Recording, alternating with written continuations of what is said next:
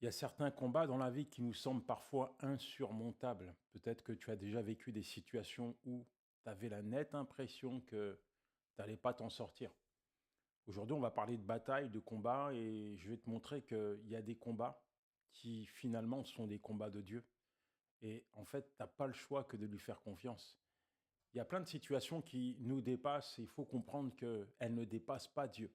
C'est vraiment le sujet que je vais aborder avec toi aujourd'hui pour que tu puisses apprendre à te laisser faire et à le laisser faire.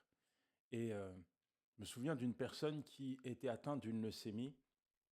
À un moment donné, en regardant les rapports médicaux, en encaissant les séances lourdes de chimiothérapie, à un moment donné, cette personne a commencé à se dire, mais si je reste comme ça, là, si je fais le focus sur tout ce que je dois livrer comme combat, sur tous les examens, sur tous les rapports, sur toutes les séances de chimio, les conséquences, et puis en pensant à mon futur, je ne vais pas m'en sortir. Et tu sais ce qu'il a fait?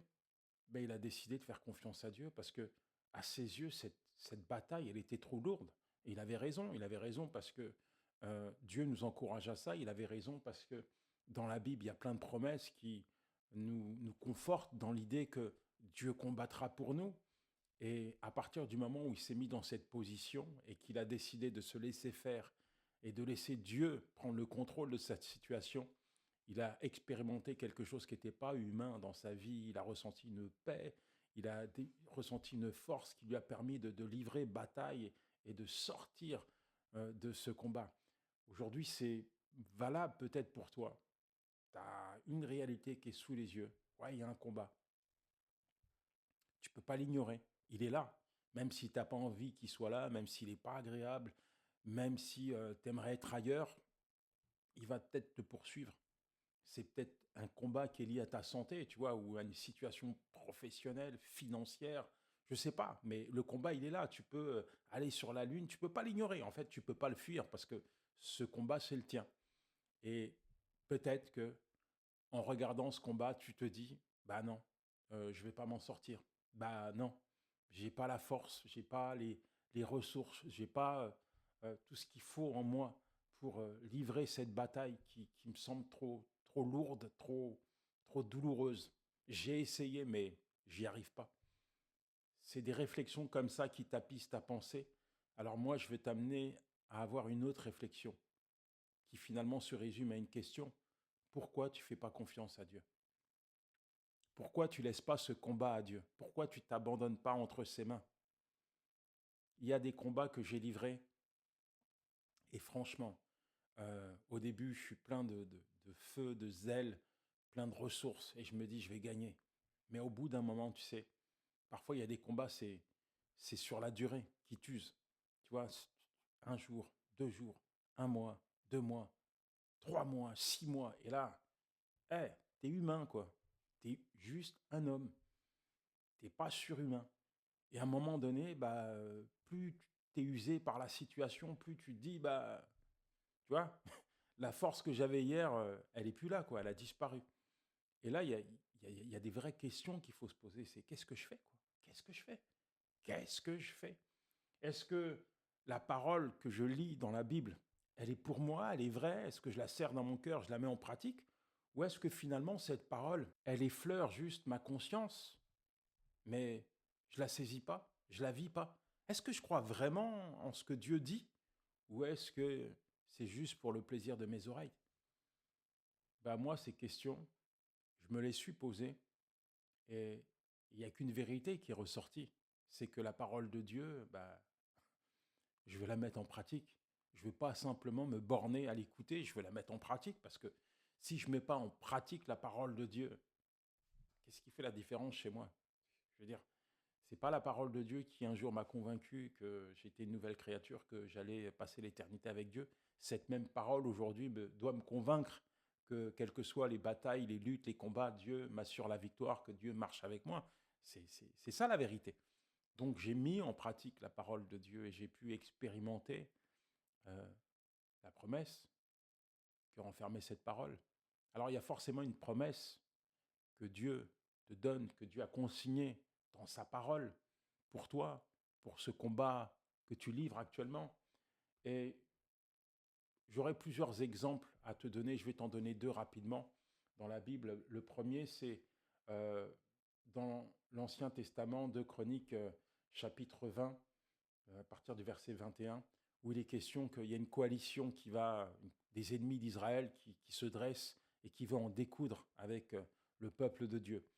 Ils sont sous le règne de Josaphat, donc Josaphat va décréter un jeûne et prière au sein du peuple de Dieu, et fallait pour lui que Dieu puisse prendre le contrôle de cette situation. Et Dieu va répondre, Dieu va envoyer un prophète, et il va leur dire quelque chose d'important, c'est cette bataille, ce combat n'est pas pour vous, mais il est pour moi. Le résultat, c'est que Josaphat va réunir son armée, et tu sais ce qu'il va faire? Il va mettre les chantres à la tête de son armée, pas mettre des soldats avec des armes, là, mais des chantres, juste pour conduire le peuple dans la louange. Et ce qui va se passer, c'est qu'il va y avoir une confusion au sein des ennemis d'Israël, ils vont tous s'entretuer, et la victoire éclatante, manifeste, va s'installer au sein du peuple de Dieu. Le deuxième exemple que je voudrais te donner, c'est Pierre qui marche sur les eaux. C'est cette marche miraculeuse. Matthieu 14, versets 29 à 31, il est question que Pierre est dans la barque, il voit Jésus arriver vers eux, et Pierre va lui dire, si c'est toi, ordonne que je vienne. Et Jésus lui dit, viens. Et à un moment donné, il y a la tempête, il y a les orages, et Pierre commence à sombrer. Et là, Jésus le rattrape, le sort de l'eau, et ce que je veux te donner comme clé ici, c'est, tu vois, tant que tu regardes à Dieu, tu sombres pas. Mais quand tu regardes aux circonstances, quand tu regardes à la bataille, quand tu regardes à l'orage, à l'éclair, à tout ce qui t'est défavorable, tu commences à sombrer. Mais la bonne nouvelle, c'est que même si tu sombres, Dieu vient te repêcher. Alors, pour finir, fais confiance à Dieu. Tu vois, au sein de cette situation qui est la tienne, au sein de cette bataille, loue Dieu. Loue Dieu avant, pendant et après la bataille.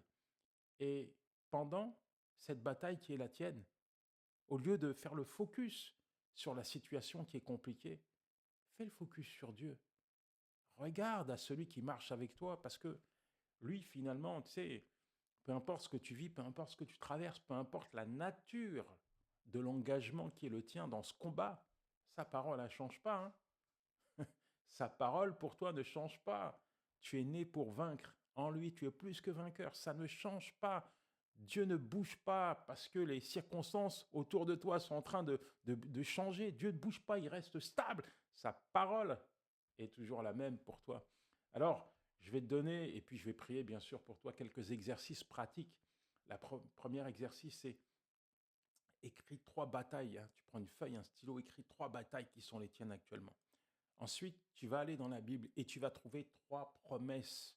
Tu as trois choses que Dieu te dit euh, à propos de ces batailles. Il y a forcément une réponse. Il y a toujours une réponse dans la parole de Dieu qui concerne les situations que tu traverses. Et troisième élément, c'est commence à louer Dieu. Commence à proclamer la victoire dans chaque bataille et décide ensuite de le laisser faire. Tu sais pourquoi? Je te le répète, ce sera mon dernier mot. C'est ce combat n'est pas le tien, mais il appartient à Dieu. Seigneur, merci pour ton enfant. Tu contrôles cette situation et c'est toi qui lui donnes la victoire. Je prie pour que cette parole que tu lui as communiquée là maintenant puisse se graver dans son cœur et qu'il puisse mettre en pratique ta parole, Seigneur, qui lui assure la victoire dans le nom de Jésus. J'aimerais, avant de te laisser, t'offrir ce livre 100 jours pour revitaliser ta vie spirituelle. Pour l'obtenir, rien de plus simple. Tu cliques sur le lien qui est dans la description, tu télécharges mon application direction la boutique et tu prends ton livre. Il y en a plein d'autres d'ailleurs. C'est une application 100% gratuite.